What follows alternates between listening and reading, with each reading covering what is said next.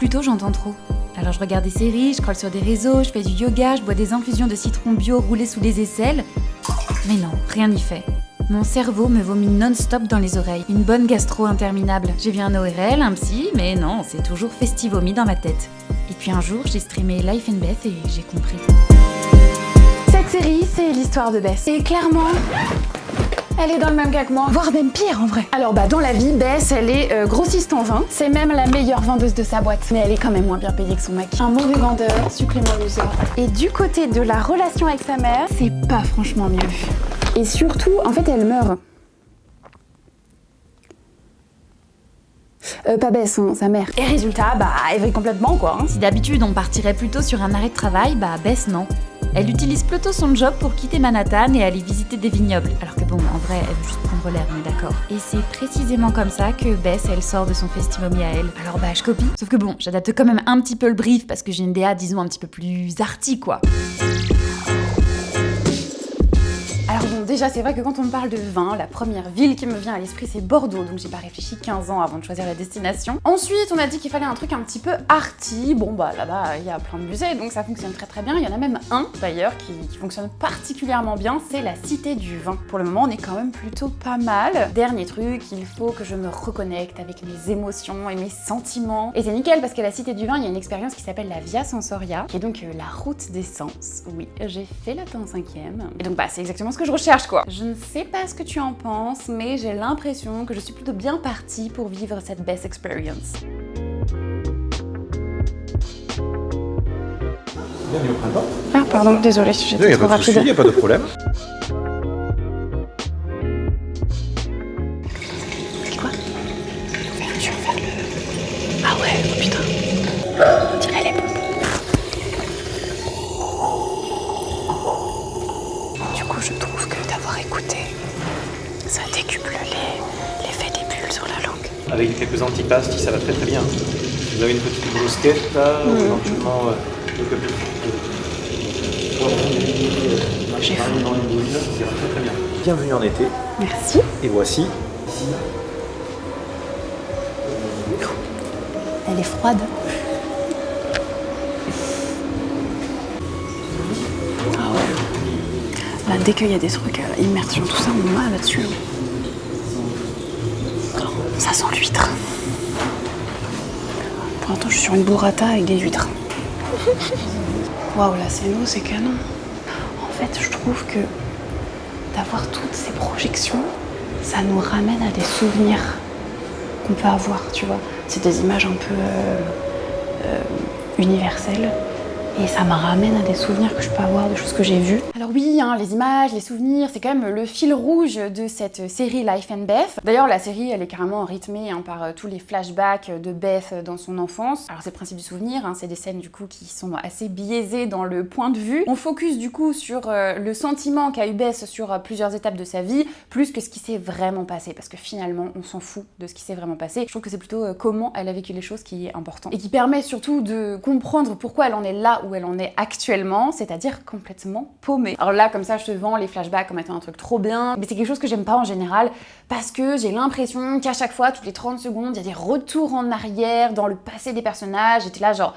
Si tu fais ça toutes les 10 secondes, genre à un moment donné, démarre ta série plutôt et puis basta. Mais c'est vrai que dans Life and Beth, ça m'a plutôt réconcilié en fait avec les flashbacks. En tout cas là, j'ai trouvé que c'était pertinent et plutôt bien utilisé. Il n'y a pas que cette série qui le fait bien, je pense à Firefly Lane qui est pour moi l'une des meilleures séries du monde. Et il y a beaucoup de flashbacks aussi qui sont utilisés. Et pareil en fait, comme dans Life and Beth, je trouve que ça permet de comprendre l'impact du passé sur le présent. Comment une personne se construit en fait. Et on peut clairement faire un parallèle avec le vin. Tout compte pour avoir le meilleur élixir, disons, dans son verre à la fin de toute la procédure. Que ce soit du coup le timing de récolte des grappes de raisin, la météo qu'il y a pu avoir pendant tout le temps où les petites grappes elles ont poussé comme ça. Même la cuve en fait que tu choisis d'utiliser ou non pour faire macérer ton raisin, ça a un impact. Ça a un impact sur le résultat final quoi. Donc oui, Tu peux tout à fait comparer ton verre de vin rouge, ton Château Latour, si on veut rester dans la région Bordeaux, avec ta vie, tout simplement. Tu vieillis, mais quoi qu'il arrive, on reste toujours cette même petite grappe de raisin. Qui fait que oui, les expériences qu'on a pu vivre, même si ça a été des expériences méga reloues, bah elles ont un impact sur nous. Et on peut pas choisir de garder tel ou tel souvenir, telle ou telle expérience. Bah non, on est composé du bon et du moins bon, quoi. Ça me fait penser là de dire tout ça au film Vice Versa 2. Je sais pas si tu l'as vu, mais si tu l'as vu, je pense que du coup tu as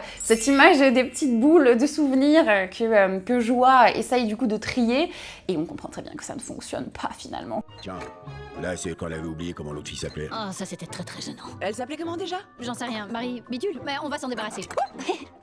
On garde le meilleur et le reste va voir ailleurs. J'ai moi aussi essayé de faire un petit tri entre mes souvenirs. Je ne recommande pas. L'expérience n'était pas optimale. Par contre, une petite balade dans les sous-bois au début d'automne, ça, c'est une expérience que je recommande à 100%.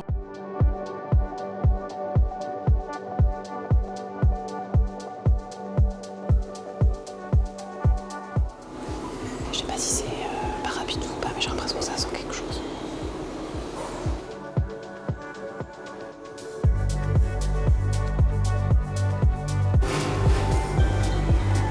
La poésie là-bas, elle est super cool.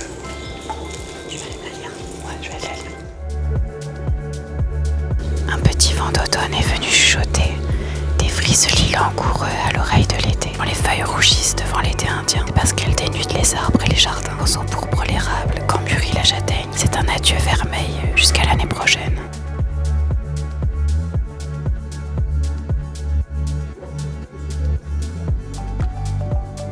Ah ouais, je sais pas décrire. C'est sucré et salé en même temps. C'est marrant parce que c'est poivré. Je trouve que ça fait pas écho au vin, mais ça accompagne le goût. Tu me diras quand t'auras senti. Qu'est-ce que t'en penses? Regarde, ils font du patin à glace. Ça, je sais pas faire. En fait, je crois que Noël, c'est la meilleure saison. Regarde cet enfant. Il est heureux. Non mais franchement, je suis éblouie par l'expérience. Ça, tout ça, c'est des petits raisins qui sont récoltés quand ils sont très très très très mûrs. Ultra mûrs.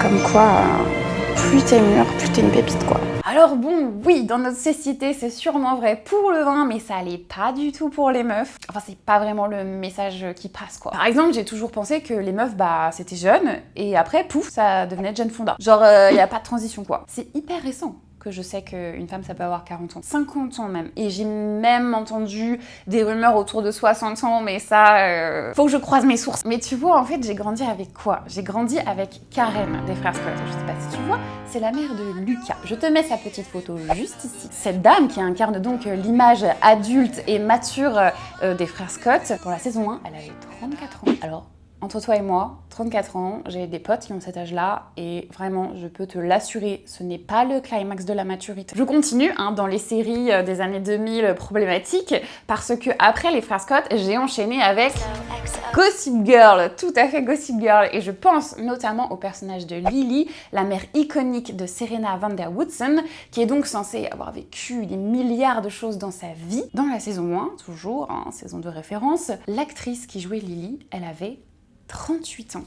Alors c'est mieux que 34, c'est toujours 4 ans de plus, mais par rapport à toute la narrative qui est autour de ce personnage, non, ce n'est pas possible. La dame n'a pas 38 ans. Alors je sais pas si c'est parce que j'ai upgradé un petit peu les séries que je regarde actuellement ou s'il y a eu un réel changement, mais j'ai quand même l'impression qu'il y a un changement de mentalité autour de la représentation des femmes adultes, matures, disons, dans les fictions en règle générale, et qu'il y a de plus en plus en fait de meufs de 40 ans qui racontent leur vie et des vies beaucoup plus réalistes en fait. Je pense à Not Dead Yet par exemple, A Tiny Beautiful Things ou même du coup Life and Beth, qui sont à mon sens 3 séries marqueurs de ce changement de regard, disons, sur la femme de 40 ans. Parce que non, clairement, c'est pas des mères de famille qui masterent les recettes de cookies. Dans Not Dead Yet, on suit le personnage de Neil, qui est donc fraîchement divorcé, qui avait déménagé à Londres et là qui revient dans son pays natal, les États-Unis. Elle revient même dans sa ville, elle revient même dans son job, sauf qu'elle redémarre de tout en bas de l'échelle, tu vois. Elle était censée être une journaliste, une grande journaliste en devenir, et là, on la reprend juste pour écrire les petites nécrologies nécrophilie, c'est-à-dire les petites notes en bas de page, disons, du journal. Elle a dégringolé dans le salaire, elle a dégringolé dans le logement, enfin vraiment restart from the bottom quoi. Waouh, j'ai un accent anglais, c'est chaud. Be you, be proud of you because you can do what we want to do. Pareil dans Tiny Beautiful Things, on a du coup une femme qui pour le coup est toujours mariée, mais a été mise à la porte de chez elle par son mari. Elle a une fille qui ne veut plus lui adresser la parole, et donc qu'est-ce qu'elle fait? Cette dame qui travaille en maison de retraite décide de se glisser le soir dans la chambre d'une des résidentes de cette maison de retraite pour dormir. Donc on n'est pas sur une femme de 40 ans, épanouie, au climax de tout ce qui peut lui arriver dans sa vie, on est vraiment sur une remise en question, mais alors totale de tout. Et Life and Beth, hein, pareil, c'est ce que j'expliquais dans le pitch de la série, on est quand même sur un personnage qui était censé, d'après les normes de la société, être à son climax, être à son petit rythme de croisière tout beau, et qui du coup, du jour au lendemain, décide de tout remettre en question. Et en fait, quand tu regardes un petit peu ces 3 séries-là, par exemple, c'est comme si les séries qu'on peut avoir aujourd'hui, c'était comme des mises à jour des séries des années 2000, genre. À l'époque, avoir 40 ans pour une femme, c'était, comme je disais, le climax de sa vie, quoi. Alors qu'aujourd'hui, c'est un petit peu une deuxième adolescence. Parce qu'on nous a toujours dit qu'à 40 ans, une meuf, ça doit être fully accompli, ça doit avoir des enfants parce que tic-tac,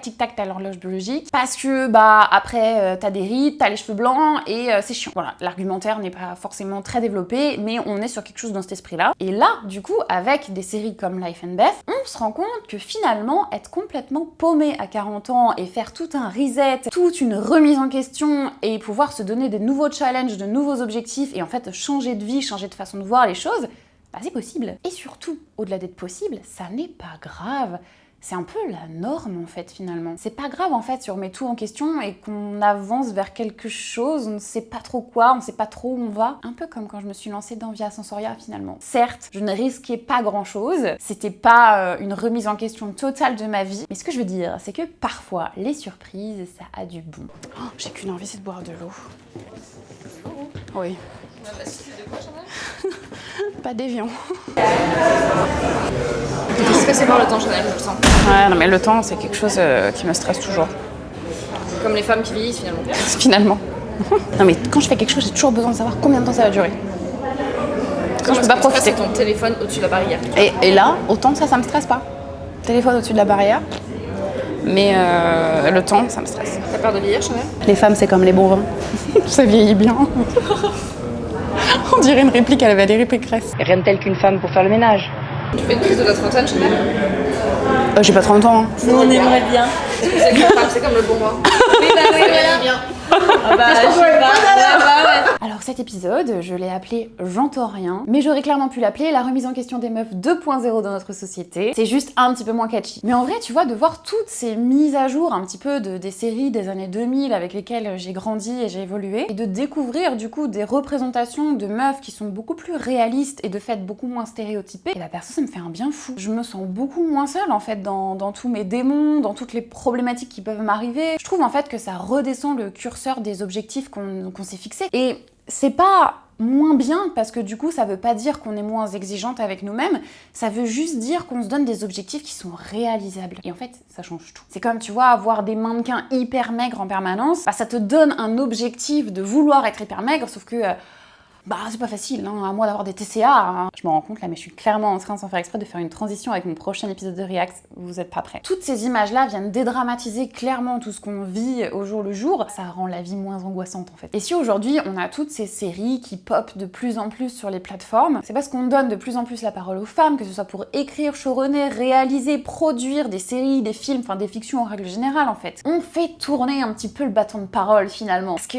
ça change tout en fait. Ça fait des centaines d'années que le bâton de parole, il est toujours à une partie de la population, et du coup, on a que leur vision des choses, leur vision du monde, leurs problématiques et leurs questionnements. Sauf qu'en fait, on est 50-50. Il y a autant de filles que de garçons sur la planète Terre. Donc, c'est un petit peu normal d'avoir aussi le point de vue des autres, de nous, tu vois. Et au-delà d'être normal, ça enrichit juste le débat, ça enrichit juste ce qu'on voit, ce qu'on lit, ce qu'on découvre. Partager un petit peu le bâton de parole, c'est nécessaire. Sinon, c'est la déprime, clairement. Donc, si toi aussi, tu veux découvrir des fictions qui font tourner ce bâton de parole, tu peux t'abonner à ma chaîne. Si tu as aimé cette vidéo, tu peux aussi mettre un petit pouce positif comme ça, parce que ça fait plaisir et que c'est chouette d'envoyer du bonheur finalement. On est un clic du bonheur. Qu'est-ce que c'est un clic du bonheur? Sur ce, je retourne streamer des pépites et je te dis à très vite sur ma chaîne.